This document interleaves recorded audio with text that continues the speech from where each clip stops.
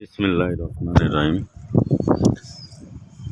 আজকে সকালবেলা দোকানে নাস্তা করতে এসে হুট করে লাকে গন্ধ পেলাম।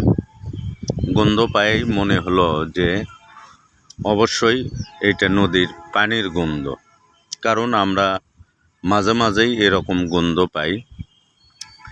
তো যাই হোক, নদীতে চলে আসলাম। এসে দেখলাম যে পানির যে বিচ্ছিরি একটা কালার, কালো কুচকুচে।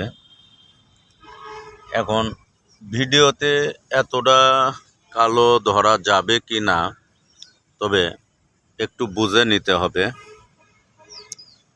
তো আমি এই নদী এত সুন্দর ছিল, এত সুন্দর পরিবেশ ছিল। এই নদীতে মানুষ গোসল করছে, এই নদীতে মানুষ মাঠে কাজকর্ম করতে আসে, এই নদীর পানি মানুষ খাইছে, এটা আমাদের দেখা। এই নদীতে খুব মাছ হতো, এখনও হয়, কিন্তু এই যে মাঝে মাঝেই কদিন আগেও এই নদীতে এখনও বোয়াল মাছ হয়, অন্য অন্য মাছ হয়।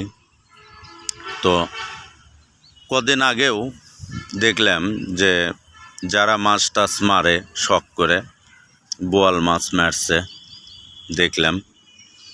তো বিষয় হচ্ছে যে এই নদীর পরিবেশ নষ্ট করে প্রভাবশালী।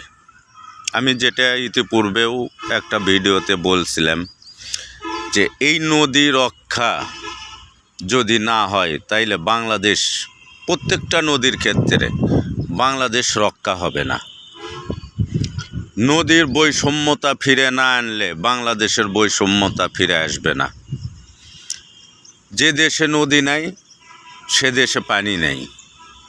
তো আমি বলতে চাই, যারা বর্তমান দেশে পরিচালনায় দায় দায়িত্বতে আছেন, তারা নদীর প্রতি নজর রাখেন। নদী শুধু মানুষের সৌন্দর্যের জন্যই না, নদী একটা মানুষের রিজেকের ব্যবস্থা। কারণ নদীতে হাজার প্রজাতির মাছ হয়, সেইটা মানুষ সেই মাছ রিজেক হিসেবে মানুষ খায়।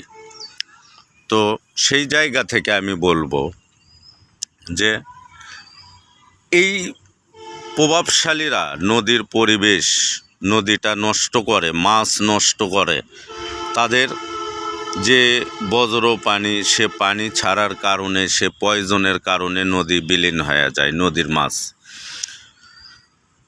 আমি তাদের কাছে রিকোয়েস্ট করব যে আপনারা নদীকে নষ্ট করেন না, নদীর পরিবেশ নষ্ট করেন না।